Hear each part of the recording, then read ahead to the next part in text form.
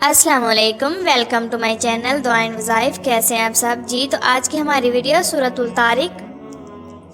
طارق کا معنی ہے رات کو آنے والا۔ ترجمہ: قسم ہے آسمان کی اور رات کو آنے والے کی، اور آپ کو کیا معلوم کہ رات کو آنے والا کیا ہے؟ وہ چمکتا ہوا ستارہ ہے۔ کوئی شخص ایسا نہیں جس پر کوئی محافظ نہ ہو، لہٰذا انسان کو غور کرنا چاہیے کہ وہ کس چیز سے پیدا کیا گیا ہے۔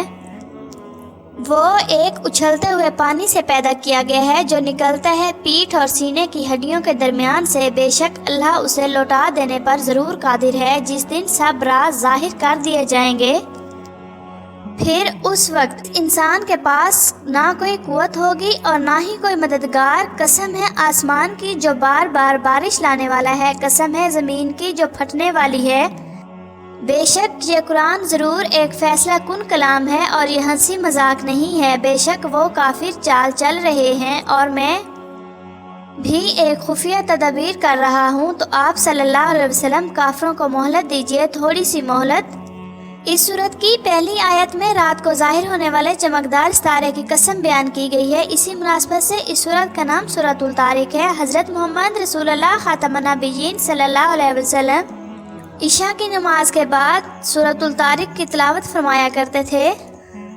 سورۃ الطارق کے آغاز میں اللہ تعالیٰ نے آسمان اور رات کو نکلنے والے ستارہ کی قسم بیان فرما کر انسان کو اس کی حقیقت سے آگاہ کیا ہے کہ اسے اپنی حقیقت کو پہچاننا چاہیے۔ جسے اللہ نے انسان کو پیدا فرمایا وہی اسے لوٹانے پر بھی قادر ہے۔ قیامت کے دن لوگوں کے سب رازوں کو ظاہر کر دیا جائے گا۔ آخرت میں اللہ تعالیٰ کے مقابلہ میں نہ کسی کے پاس طاقت ہوگی اور نہ ہی کوئی مددگار۔ سورۃ الطارق میں اللہ تعالیٰ نے آسمان اور رات کو نکلنے والے ستارے کی قسم کھا کر یہ ارشاد فرمایا ہے کہ ہر انسان پر ایک نگران مقرر ہے جو اس کے تمام کاموں کو دیکھتا اور جانتا ہے۔ اس لیے انسان کو غور کرنا چاہیے کہ وہ جو کچھ کر رہا ہے وہ اللہ تعالیٰ کے پاس محفوظ ہو رہا ہے۔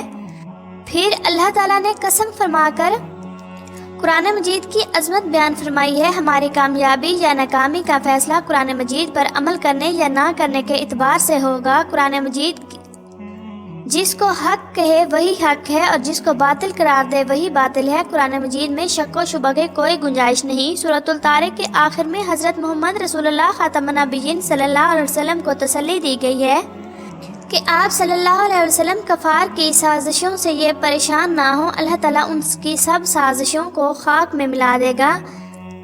اے اللہ ہمیں اس قرآن مجید کی سورت کو پڑھنے اور اس پر عمل کرنے کی توفیق عطا فرما۔ آمین ثم